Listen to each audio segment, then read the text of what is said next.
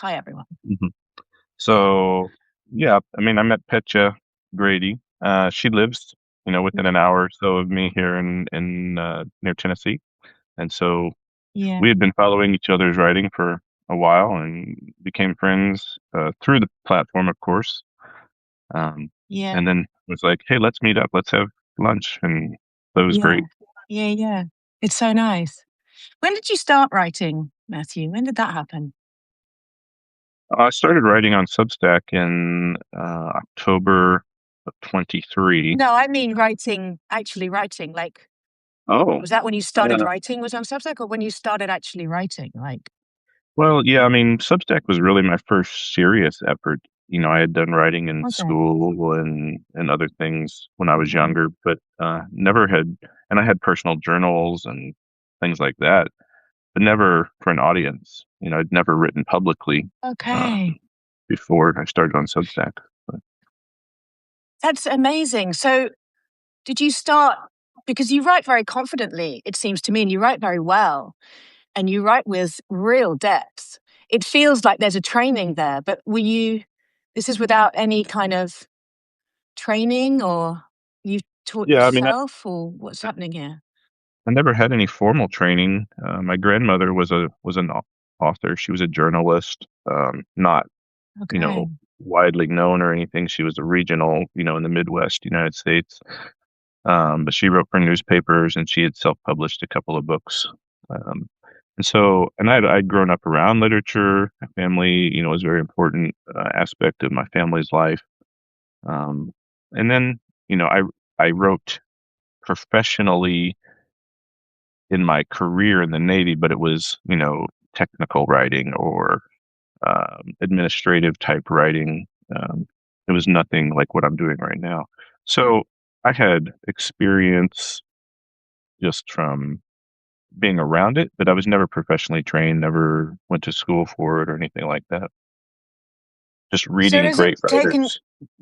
reading great writers? Well, I mean, that's how we all learn to write. But did it take you by surprise that you could do it? Did you ever doubt that you could do? Was that a thought in your head when you began? Like, I don't know how to do this, or that didn't cross your mind? Oh, absolutely. Yeah, it absolutely crossed my mind. Okay, And I mean, if okay. you go So back and read a few of my very first uh, articles that I published, I mean, you can definitely see a change in in my experience, my confidence, the way that I wrote, um, mm, versus the way I write now.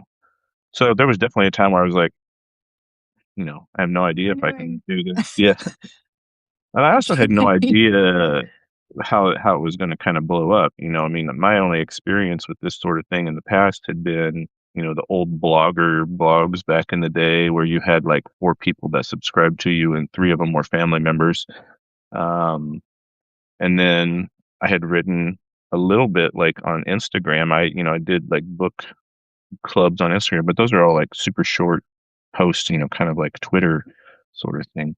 Yeah. Uh, and so there was no long form writing. And I was like, okay, well, I'm just Mm. going to do this. And I had no expectation that it would grow. I just thought, well, maybe my family will read what I write. There might be a few other weird readers out there like me who would be interested in what I have to say. Yeah. I mean, having no expectation, I think, is one of the keys to great writing, Oh, right? absolutely. Because your eyes are on the page. You're not Mhm. thinking about Yeah. numbers. Yeah, I was, How especially when I started, I wasn't thinking about any numbers. yeah. How quickly did it blow up? In your first year, or did it what was the It was right at the end what of the was the first year. Um, I mean, it grew faster than I expected, even in that initial year. I think by the end of the first year, I had about 1,500 subscribers, which was about 1,400 more than I ever expected to Yeah. have. Yeah. Um, and then, but it was just a steady, it was just a steady Yeah. climb, nothing, no drastic going viral or anything like that. And then I don't know Yeah. what happened, but at the end of that first year, I gained about 5,000 subscribers in a short period of time. But a lot of people on Substack were I guess it was kind of a growth period. Um, There of was a course, crazy growth period in 20, was that like 24? 24, the end of 24. Yeah. End of And 24. Yeah, it suddenly kind of, the, everything blew up. that I noticed it. Everything And blew up. Yeah. that Hey, shook me Barry. a little bit. Um, it Did it? shook me Why a did it little bit. shake you? Well, I tend to be very introverted, and I like Mm, small group environments. And mm, so when I was growing slowly, it was kind of like, okay, I had an opportunity to grow accustomed to the additional numbers, as each week would go by. And then when it blew up all at once, I was like, okay, well, now I have to perform for the audience. That was how I felt, like there was some sort of an expectation. And my paid subscribers grew at the same time that the rest of it grew. And so it was like, oh my goodness, people are paying me to do this. And then I imposed upon myself some sort of an expectation of what people would want. And then you start getting into that. I'm comparing myself to others, and am I as qualified as they are, and whatnot. And so it put a lot of stress on me. Um, and I was like, well, I have to start doing all these things. I have to start adding all of these things, um, and I tried to imitate, some of what other people were doing that was successful. And mm, it mm. kind of took the joy out of it a little bit for me. So during Yeah. 2025, I was writing like twice a week. Um, Wow. and yeah, it was a lot. And I take it really seriously. So I think sometimes people don't see that behind the scenes stuff too. For every essay that I put out there, a 5,000 word essay, it maybe took me 20 to 30 hours of reading, research, I wanted to writing, ask how long it took. you know, Right. It's a all of lot. it. It's a lot. Yeah. I mean, I think most people could sit down and just type something up that maybe wasn't great quality, or a lot of people will just put an AI prompt in and spit something out. Um, but when you really care about it and you want it to have meaning, then you spend a lot of time with it.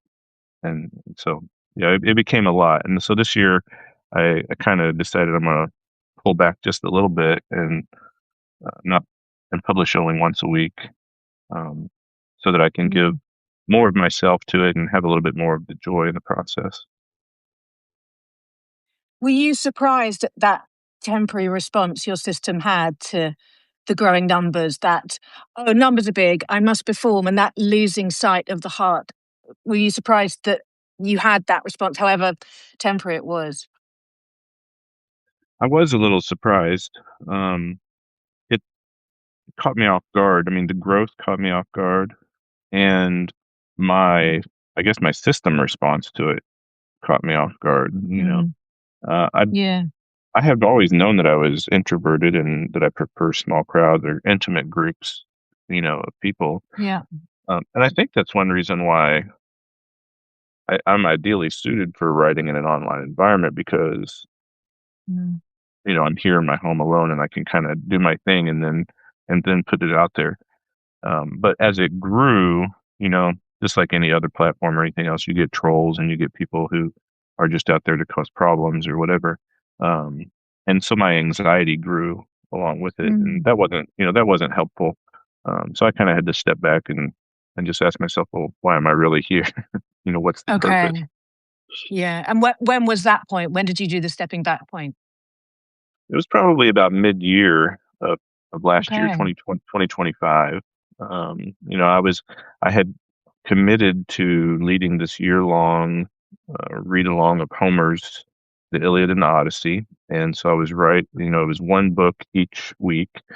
And I was writing those every week. And then I was also doing just a regular essay every week. And I was like, Um, man, I am really in over my head, but I had already kind of yeah. committed to this process, and I felt an obligation to my subscribers.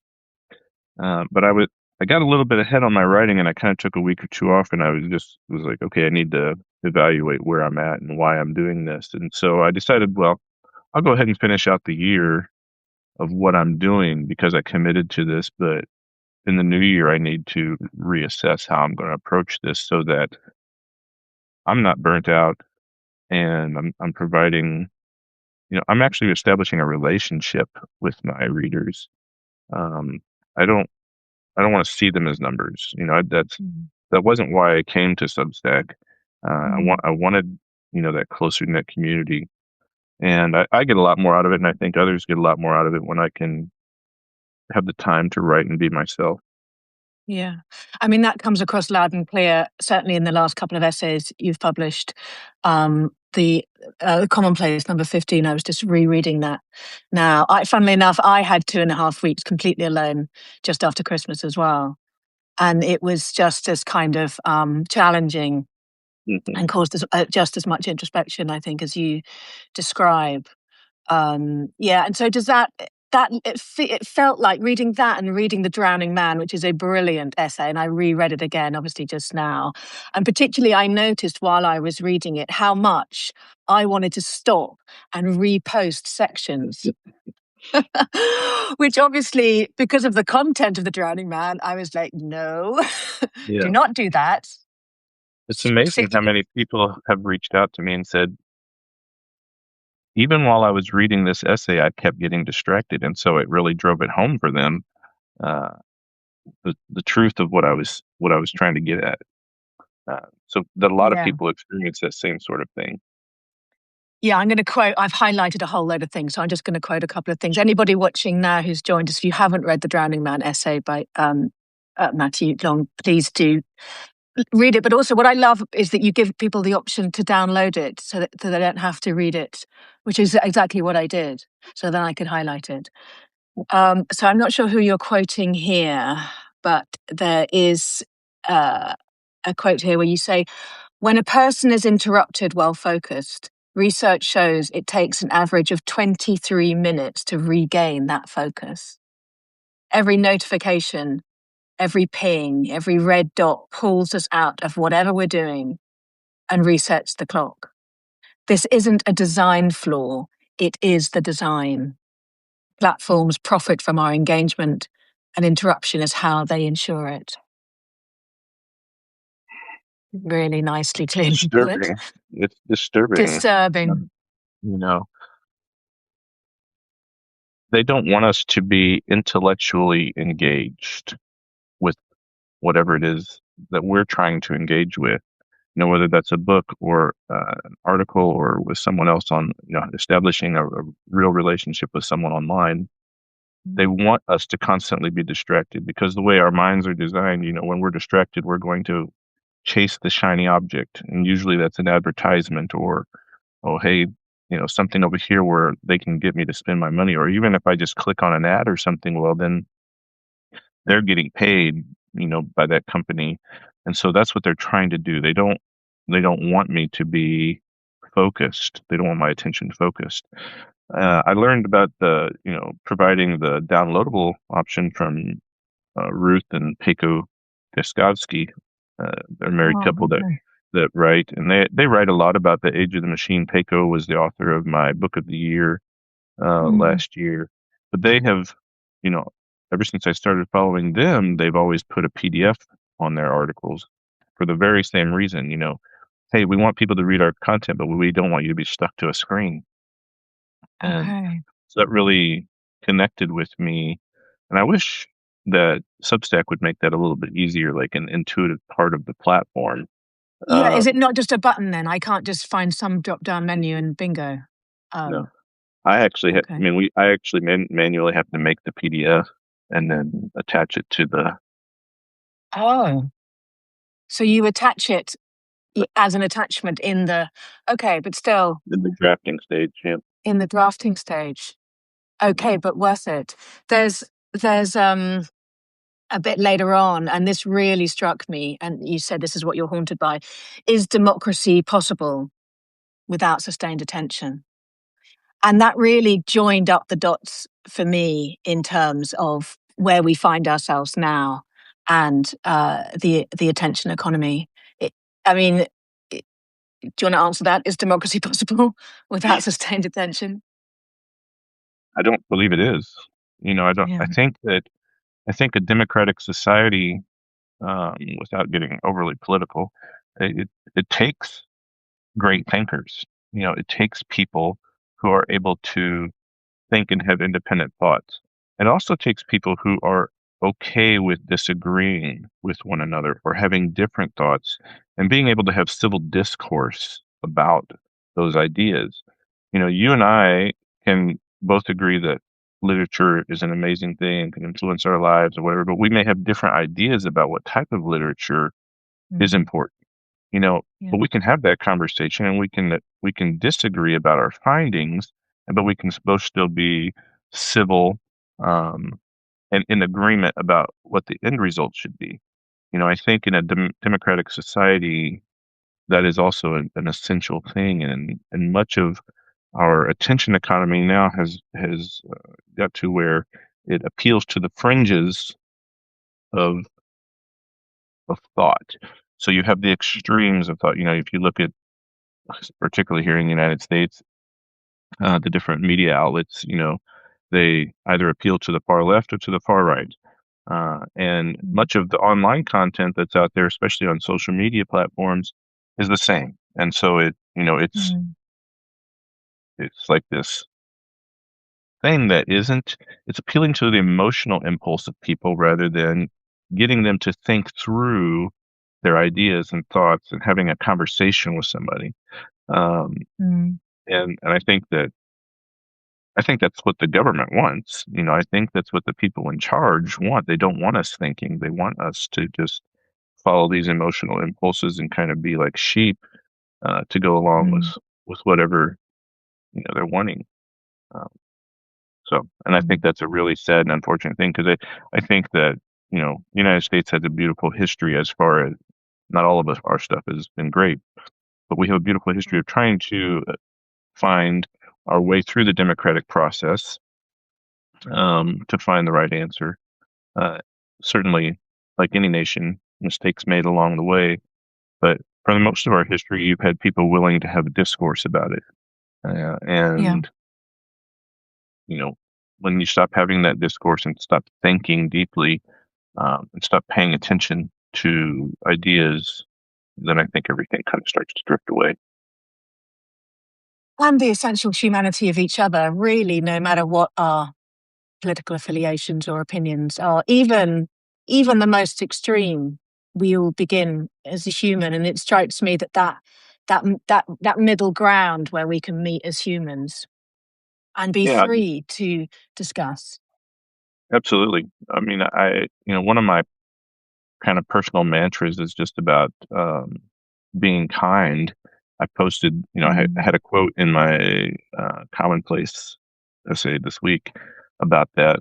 I don't remember the quote verbatim, but it's basically, hey, at the very least, we owe each other kindness. We owe each other yeah, just general respect as human beings. And yeah, I think that globally, people have gotten to the point where they think, oh, if you and me are not on the same political wavelength, then we can't be friends. We can't even talk sometimes. right, Um, yeah, and I think that's really sad. Because yeah, at a very minimum, we owe each other just the basic decency of being kind to one another and being willing to listen. Hey, uh, I'm willing to hear you out. I First of all, why am I so convinced that my idea is the only right way? You know, what kind of hubris is that? And so, being able to hear each other and reconsider our own ideas in light of somebody else's experience or their opinion, um, and maybe we don't change our mind, but at least we listen. At least we hear each other and we treat each other's ideas with respect. Um, mm, I think that that's something that is missing in a lot of areas. And I think a lot of social media platforms are geared and designed towards that end goal, to separate people. Um, and that's one of the reasons I really fell in love with Substack at the beginning, particularly, mm. when it was still kind of small and it felt like this intimate writers cafe and, Yeah, it really did. whatnot. So I it's like, know. okay, hey, we're all just in here. We're just chatting. We're talking. and sharing ideas and sharing our lives and whatnot. So It was pretty amazing, wasn't it? I mean, it's only what, like, I've been this at the same time. I think I joined in 22 early 23. But even now, I'm like, oh, do you remember? And I was kind of, it's so funny, isn't it? And I remember being like, wow, how did we all find each other? Because these connections were made very quickly and very deeply, because I think we were sharing on an intimate level that which we chose to share, obviously, and any writing we chose to share, but it formed these very, very fast bonds. And yeah, you're absolutely right. I mean, that space, and we can still obviously make that, and I invite that space all the time. I spoke to Sally Reed on Saturday, and Sally is she's a Celtic Christian. She's a woman of faith and of practicing faith. I'm not a Christian, and the gift of being able to share a space with her intelligence and her intellect and her emotional depth, to ask her questions and learn, it was such a treat. And I know my if ever my mind has been changed, or my world has been opened, it's been through connecting with someone as a human being. And absolutely, because humans are fascinating, right? Yeah. yeah. I mean, and so much of our ideas and our thoughts internally are formed by our own experience, right? And how limited is my experience, So, Yeah. Mm. I want to learn from other people. I want to understand how their experience, even if they went through a similar or the same situation, how it changed them or formed them. And books are like people in that way. You can get the author's experience or a character's experience, but connecting with people is like a crucial component of that. In addition to meeting in person with Petya, I have done video calls with Barry Thompson of Feast and Mm. Fables, and with Samuel Lopez Barrantes. Hmm. Um, Hmm. and to Yep. have met people that you admire through their writing or through their thoughts that you've seen on paper, and then to speak to them in Mm. person, like we're doing here. I got Yeah. this brilliant book Oh. here, um, Oh, you're that too kind. I pulled off the shelf again this morning. Oh, I was thanks, like, Matthew. just how much you enjoy, like, getting to know a person through their writing, and then getting that opportunity to sit down and chat with them, and and get even more. It's like it fills in all the pieces of the puzzle, of what you wanted to know and but you were missing out on. It's an amazing thing, making those It's connections. an amazing treat. And as you said, actually, I think again in The Drowning Man, memory forms identity, and identity forms the reality within which we live. And obviously, so where we put our attention, and what memories we can listen to from other people and share their experiences, absolutely define how wide our world is. And as you say, what we're seeing right now is a shrinking of individual worlds, and then a lot of shouting and a lot of fear. Um, One of the things I really want to know, to fill in the pieces for me, is about the Navy, which is a completely way out of my experience life. Why the Navy? Right. Um, well, I grew up in the Midwest, on a farm. Family didn't have a lot of money, and I did go to college for 1 year right after high school. Um, but I wasn't very focused, and I didn't keep up my grades and lost my scholarships. And so then I was just like, well, I'm going to wander around and do things. So for a couple of years, I just kind of traveled around the country and did random odds and ends jobs and whatnot. And when I was 22, I got to a point where I was like, man, I need a steady paycheck and I need some health insurance. Um, and so trying to figure out what to do. I didn't have the money to go back to college.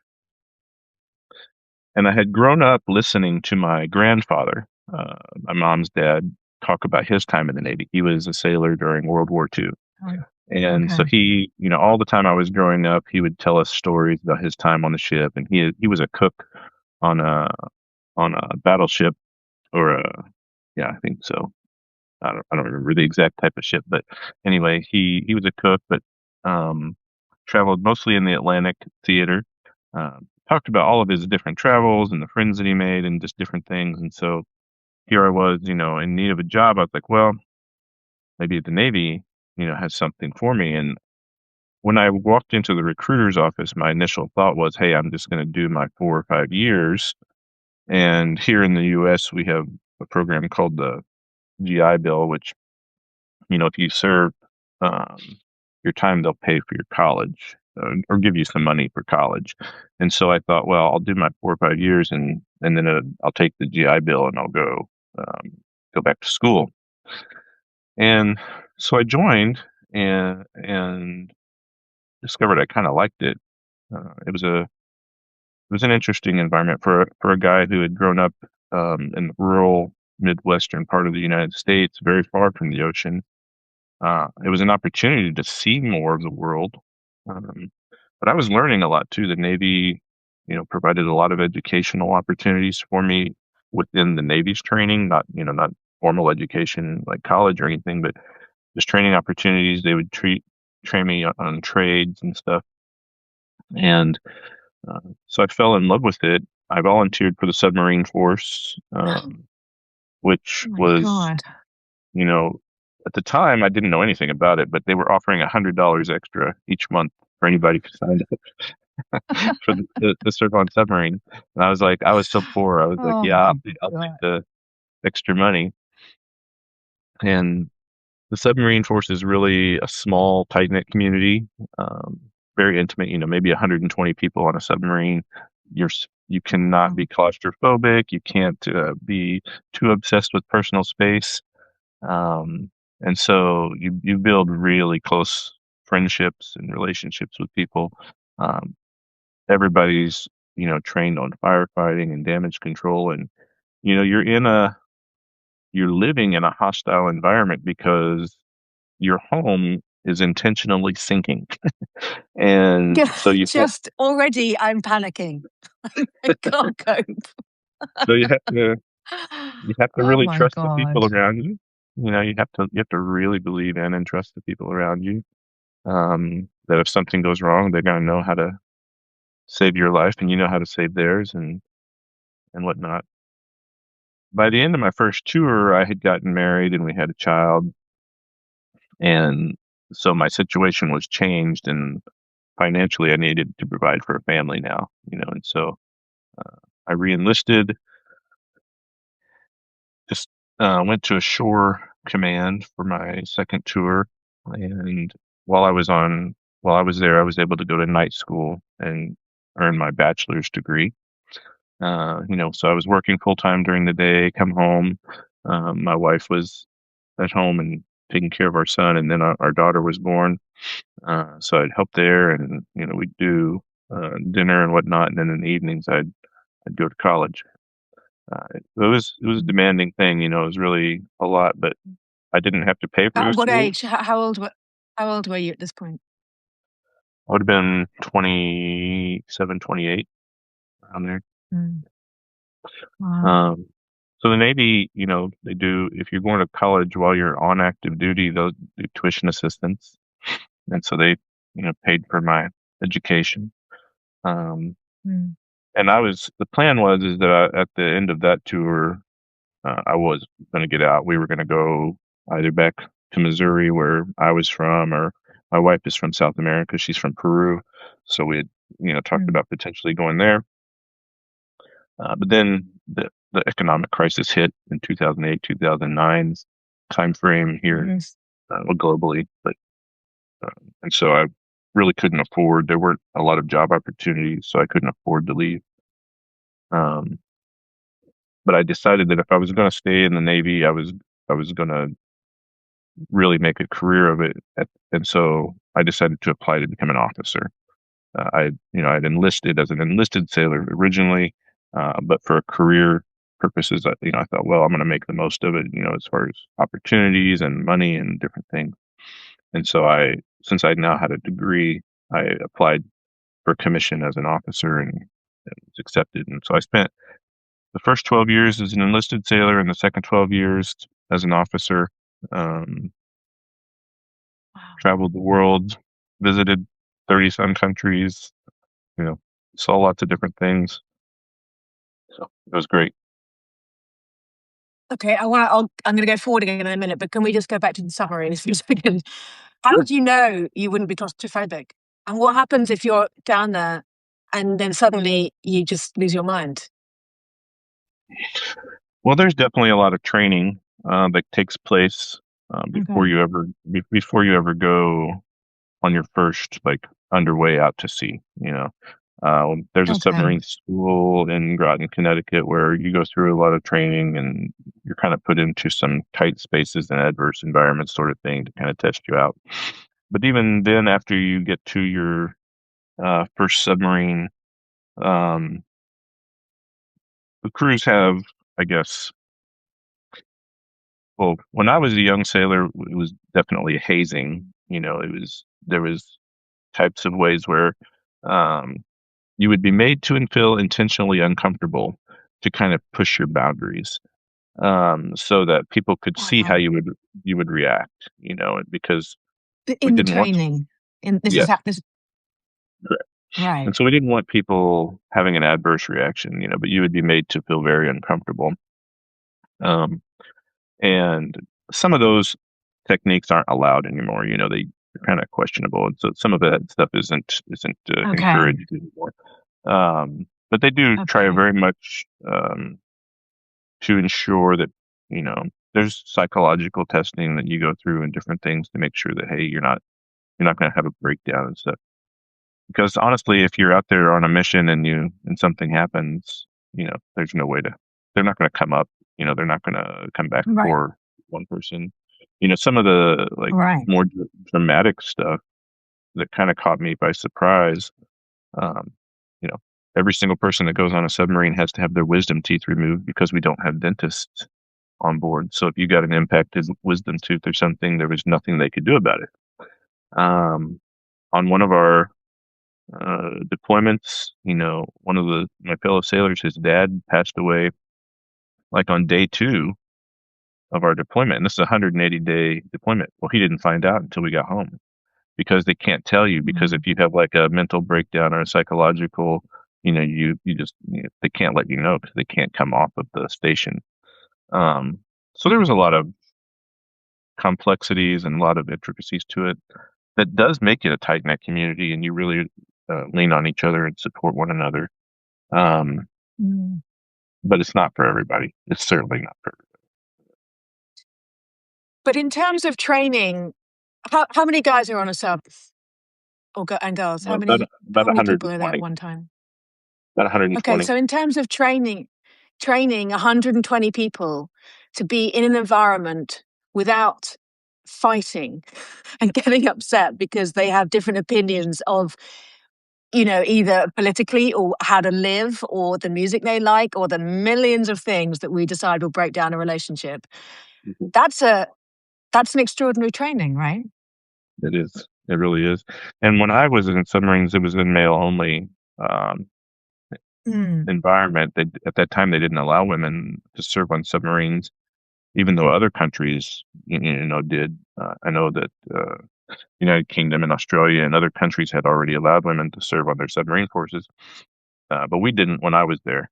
Now they do, and they've Mm. been doing that for the past 15 years or so. They've allowed women on Sure, submarines very successfully. Of course, there was all of the of issues that course. they thought would pop up. Girls are going to freak out. Right, it was completely made up. In fact, most of the Totally made problems up. that they had were with the guys, having an Yeah. issue with women. Um, Yeah. Well, Unfortunately, yeah. so this is another thing.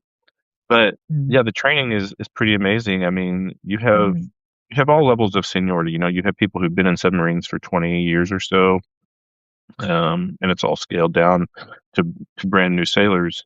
Um, and the the chiefs are like the senior enlisted sailors. They're like the most senior of the enlisted sailors.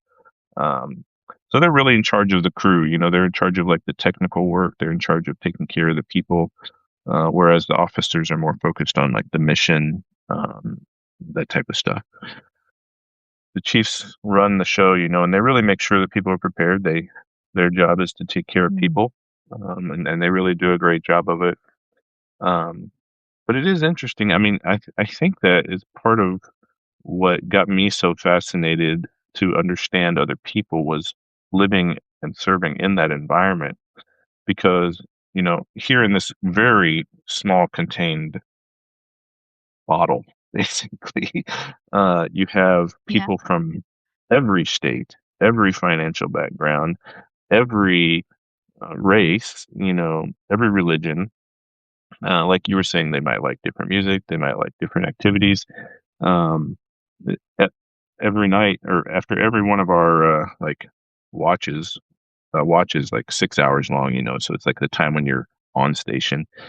So after that, you'd have a little bit of like downtime or relax time. Well, there was one TV on the submarine, and so you get to watch one movie, and you might have 40 or 50 people trying to decide on one movie to watch, you Wow. know.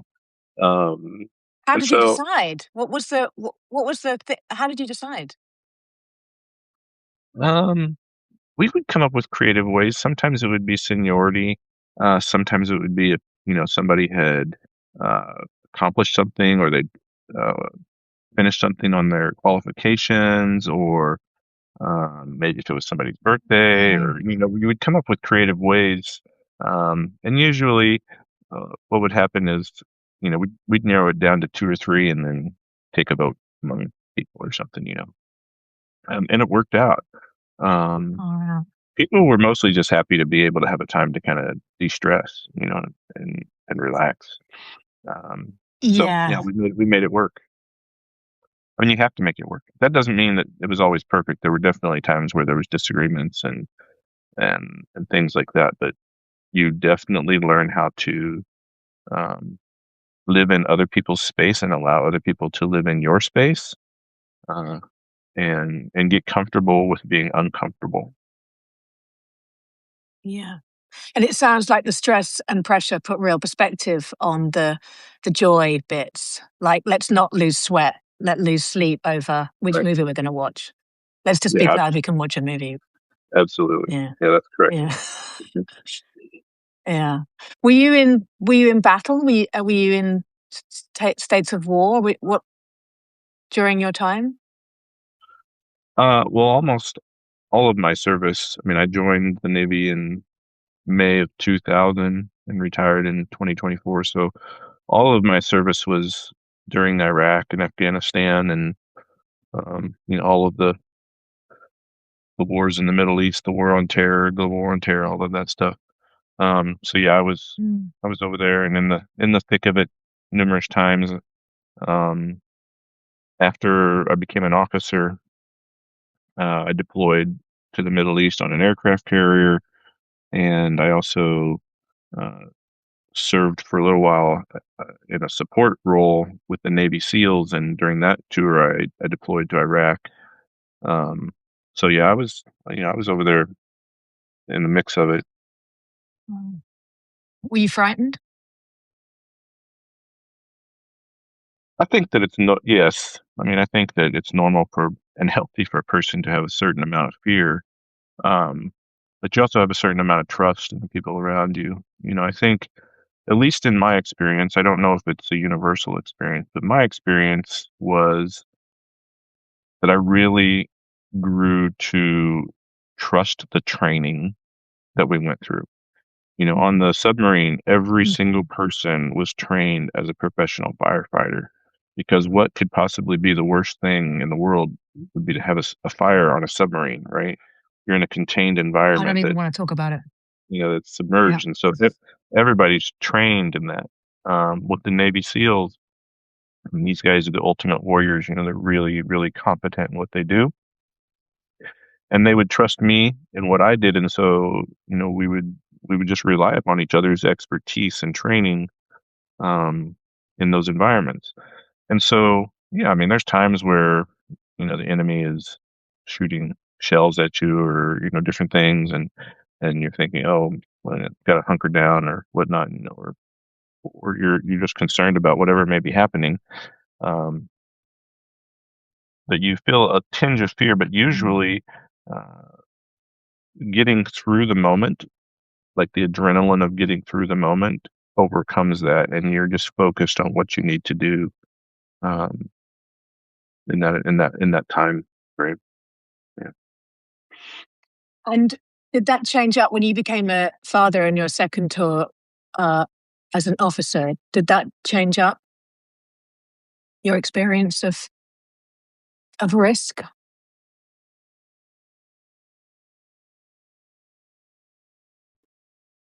Yeah, I think that certainly it makes you think differently. You're when Mm. it's just you, when you're the only one at stake. Especially I think young men at times are willing to run into the fray. Kind of that machismo sort of thing. Hey, I'm willing to take whatever risks might be necessary. But then when you have other people depending upon you, it becomes a different calculation. Um, you Mm. might still be willing to take the risk, but or you might be doing it for a different reason. My parents, Mm. when I was growing up, we were very poor. We grew up. I grew up in a really my parents. There were seven of us. 5 kids. I was the oldest of 5 kids. We just didn't have a lot. I mean, my parents worked and they worked hard, but we just didn't have much. Um, but the thing that they gave me was a tremendous work ethic. And so they taught Mm. me that if if I do work hard, I can probably get somewhere in life. And so, initially when I was in the Navy and we were running, into the fray or into the battle or whatnot, it was all about, hey, I want that promotion, or I want that award, or I want to be there for my brothers in arms, or whatever the case might be.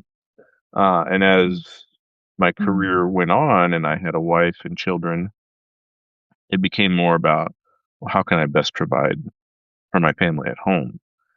Mm. And so that meant taking much more difficult job. That meant taking the challenging assignments, and so that meant putting myself at risk of performance. If I can't perform at the level that these challenging roles demand, then what's going to happen to me? And so there was different types of risk Mm. calculus. But I was looking at how can I get promoted so that I can provide for my family for the long term. What can I do to take care of my kids to make sure that Mm. they can go to college someday without having to pay or having any debt. Those types of things. Um, and so I think that the risk is always there, no matter what you do. Um, but the, Mm. the calculation can change depending upon your situation. What criteria you're thinking about. Yeah, that's an interesting shift from what can I achieve to how can I keep my family safe. Hmm. do, Becomes do less you about. recognize that? Sorry, carry on. Go on. I was going to say it becomes less about the personal accomplishment and more about um, what I can Sure. accomplish for the communal goal. Yeah. Do you recognize a crisis in young men right now in the States in terms of identity? It strikes me, just sort of slightly looping back to the crisis in democracy and the extremist loud voices, that young men are more easily swayed and taken by extremist beliefs. Do you recognize that? And do you have anything you can share with us around that? I certainly recognize it. Yeah, definitely recognize it.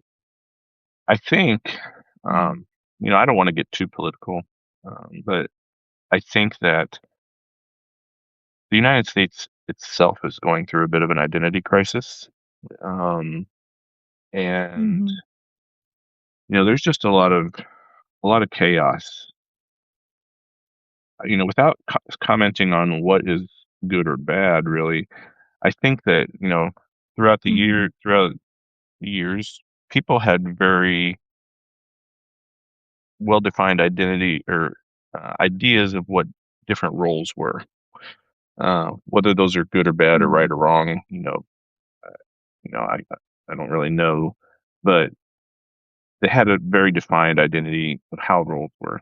Well, I mean, and then like you get into the 60s and 70s and whatnot, and the revolutions that kind of started happening in culture, um, which I think were all, good things. But I think individual or group identities started changing quite a bit. And, Mm. over the last, well, particularly the last 20 years or so, I would say a lot of men have felt misplaced or like they don't really know what their role is, Mhm. their identity is. Um, and because of that, they're searching for an identity, right? They're seeking something. Mm. And so then they become very susceptible to extreme ideas, whether that's on the right Mm. or the left, doesn't really matter. They're going to become susceptible to extreme ideas. And Mm. in America right now, I think that a lot of young men are very prone to um, side with Trump simply because he's at least performatively putting forth that idea of the macho, I'm going to take charge and run everything. Um, and that's what a lot of, I think, men have been raised to believe their role should be. Um, and Mhm. so uh, they think that they're going to find a communal idea in that type of an environment. Mm. And I think it's sad. You know, I don't I don't necessarily agree with having traditional um, line in the sand male and female roles. I mean, I think anybody Mm. is capable of doing anything. My time in the military really showed me that men and women can do the same jobs. Mm. For the most part. Really, the only time I ever saw a situation where they probably couldn't was like with the Navy SEALs. I mean, and that had nothing to do with women's competencies. It was just the physical requirements. I mean, and there are actual So genetical differences between us, that make size. most size. Yeah. Most men tend to be stronger, so it didn't have anything to do with ability. It Mm. was just the physical requirements of the work.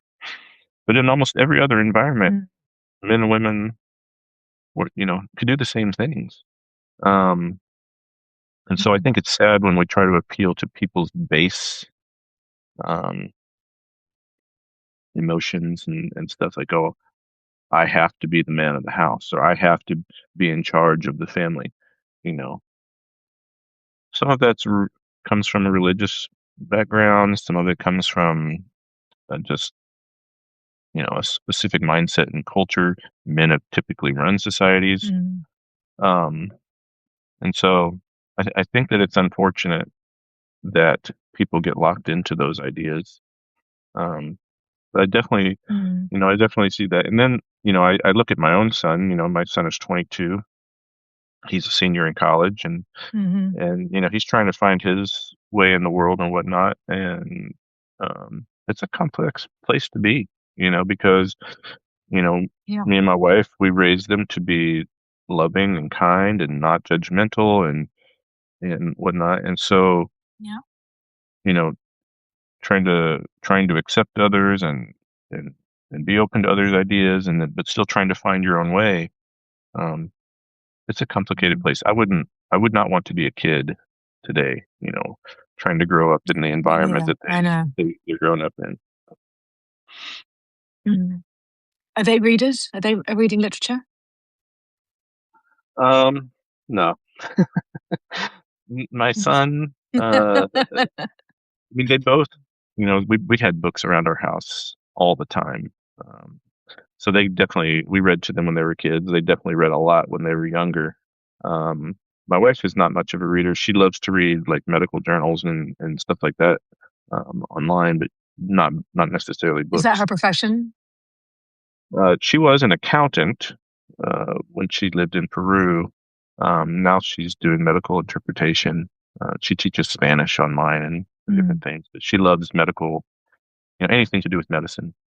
Um, but the Okay. kids, I mean, my son, he's a computer science major. Everything has to do with computers, and he loves books and music. I mean, he loves music and movies.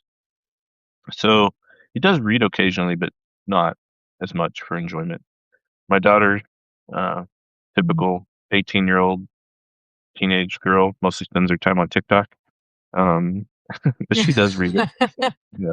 She does read occasionally. She does have a lot of books and she does enjoy reading, but just finds it hard to pull herself away from the screen. Right. I mean, to return to the drowning mind, it really, there's a question you ask right at the beginning. When was the last time you read a book? I really Mhm. sat down and read something complex and difficult that required real thinking time. And I'm reading Little Dorrit right now. Rereading. I read it for the first time, I don't know, maybe 30 years ago, and a couple of friends, we're doing a long read together. And I haven't read a classic piece of literature like that, Dickens, for quite a long time, and the depth and concentration it requires. And already I can feel the joy it's having on my mind, the effect of that, and the getting away. It does strike me that literature, obviously it's not only for our entertainment and joy, but actually that the growth of our minds and that the quietening of our minds, which is the really serious thing that you're pointing out in The Drowning Mind. Yeah, Do you think absolutely. it's a stage? Do you think it's a stage that kids go to when they're just not? Because, in an ideal world, we'd be getting, if we could encourage our children to be reading literature that really took them away for an hour. Wouldn't that be great? But do you think that stage? I've got 18-year-olds, and they're both readers. They were readers, they are readers. One's at university, the other one is about to go to art college. But there's definitely a period of time, it feels to me, whether or not they're on their phones, that they're not giving that amount of quiet time to literature. Do you think yours will come back to it because of the example of you? Do they see you reading? Well, I certainly hope so. I think that they will. Yeah. I think that, um, neither of them are opposed to reading. They both do enjoy it when they do sit down and participate in it. It's just getting them to do that, sitting down and participating in it. Um, I was having a conversation with my son. He's home for the holidays. He goes back to college this week, but I was talking to him, and he was trying to read the Odyssey because I had led a book club for it last year, and Don't he's don't start also there. right, and he was wanting to prepare himself for the Christopher Nolan movie that is coming out at the end of the year, Okay. and I was like, Yeah. well, buddy, that's a really intense book. I mean, that if you haven't been reading, that's probably not the That's a place to start. really intense book. And Yeah. so I said, Yeah. you start with something smaller. Start with something that's maybe 150, 200 pages. Graham Greene. Yeah, and or Yeah. I gave him he's kind of going through a trying to discover himself phase, so I gave him Man's Search for Meaning by Viktor Frankl, which is a really beautiful small volume Okay. and easy to kind of get through, but still has some depth to it. Um, and so he was like, "Yeah, you're probably right." He's like, "Because he would get like 10 or 15 pages into it, and then he would just get overwhelmed. And so he'd go find something else that could keep his attention. And Yeah. I think that with my daughter, sometimes I'll go upstairs to check on her and see how she's doing. She'll be in her bed reading a book, once in a while. Doesn't happen all the time, Right. but she'll be like Yeah. in the midst of it, and she's like, "Yeah, I just got tired of my phone, and I wanted to sit down and read something," and that obviously warms my heart to see that. But I think that with their generation, particularly because they've grown up constantly connected, there is that real fear of missing out on what everybody else is doing. Mm. And so they think if they're Yeah. away from their phones for even a moment, if they're not constantly connected online or in touch with what their friends are doing, that they're going to miss out on something. Uh, and they might, but is that something they're missing out Yeah. on really all that important? You know, I tried to explain to them, when I was in school, when I was their age, we had no phones. We didn't have cell phones. We didn't have any of that. Things would happen to people all the time, and you would never know about. Maybe you'd find out about it at school the next day, or somebody would hear about it. We still survived somehow. Um, Yeah. but I know that it's challenging for them. There's so many expectations that are placed upon them um, in their time. So I just hope for the best, that they'll. But it's a phase, like anything else in life. It's a season that they're going through, and that Yeah. as they grow older and start their careers and families, that those priorities will shift for them as well. Yeah, I mean, I have a pretty positive outlook on the young people I have around me. I just see them actually naturally revolting against the attention economy, this demand, because just like anything outside of them that's making demands, they're like, no, I don't want that. Like whether it's a parent or the actual or their phone, it's like, don't tell me what to do. So that innate sense of rebellion, and this is my life and I'm going to live it. Somehow I'm seeing them kick back. And I have an immense faith in human nature. I mean, I don't know if I No, always have, but do you know what I mean? Humans, we are incredible. I think we're amazing. And I think, I mean, I want to say, I mean, most people I've ever met are amazing. They're brilliant. They're wonderful and kind and brilliant and funny and, all that kind of stuff. So I have real faith in it. I can see we're almost at time, Matthew, incredibly. But just to go back to again to the Drowning Mind, and again, I'm going to encourage everybody, please, to read it. Just to go back to that, and also to Commonplace and that sense this year that you're changing things, well, changing things down in a sense. So just run me through, like, how you're how you're approaching that. What are your fears around it? Do you already feel the benefits of it, and the real impulse to quieten? Would that sum it up? To quieten the mind? it absolutely would. Yeah. Yeah, Uh, I definitely have already felt it in a positive way.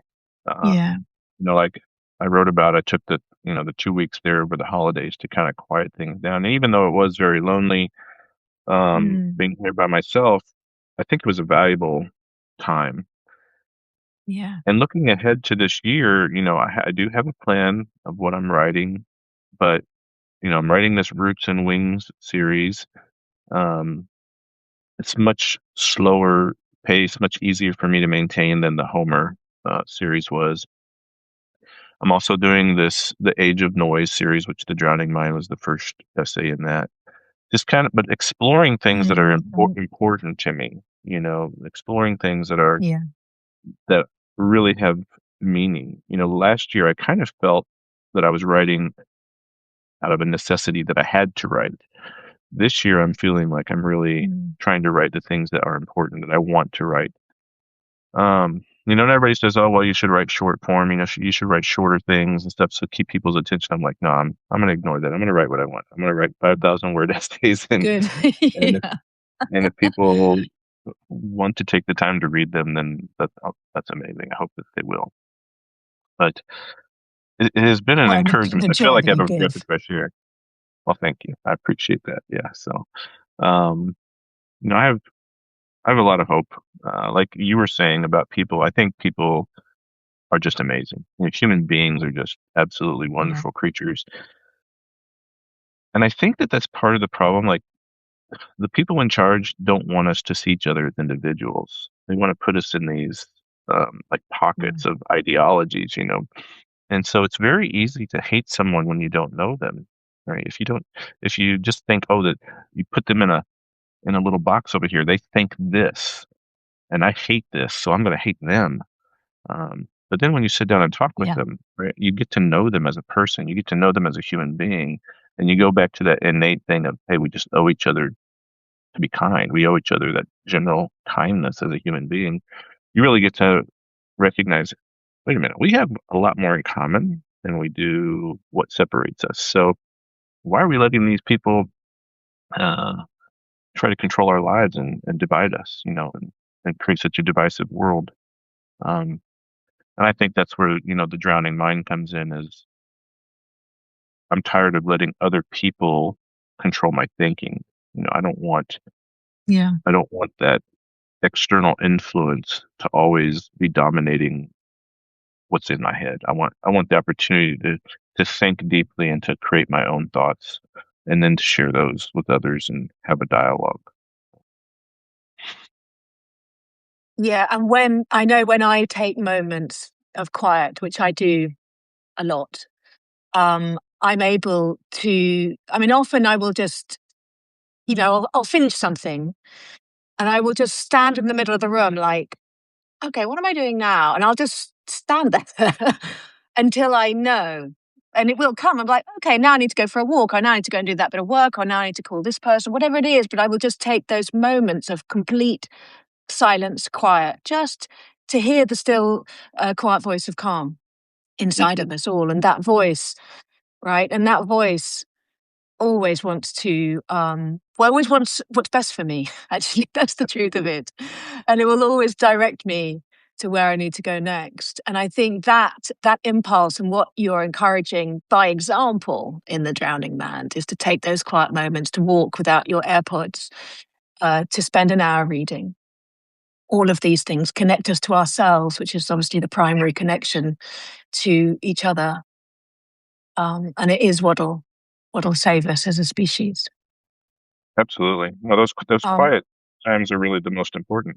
You know, I think we get so busy really, yeah, thinking about how we can connect with everyone else that sometimes we fear how to connect with ourselves. And so right. taking that moment just to quiet down is essential.